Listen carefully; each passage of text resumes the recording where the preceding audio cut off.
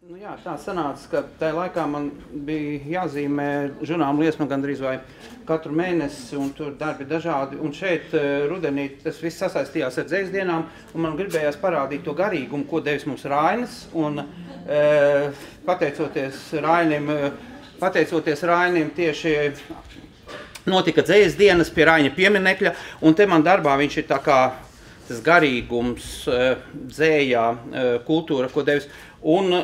Un žurnāla liesma ir publicētajā darbā ir tās bagātības, ko rudens ir devis.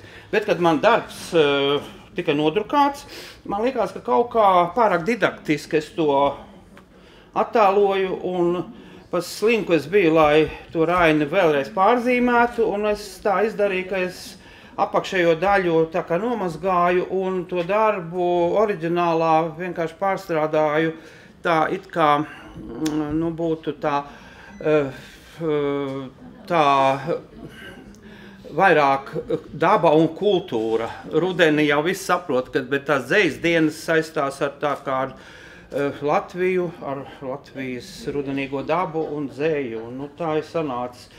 Vispār jau no vienas puses žēl. Man arī sieva saka, nu kāpēc es to darīju, vajadzēja otru darbu, bet bija bišķi pa slinku, lai vēlreiz Raini glaznot, un tā ir sanācis. Tagad ir tā kā divi darbi.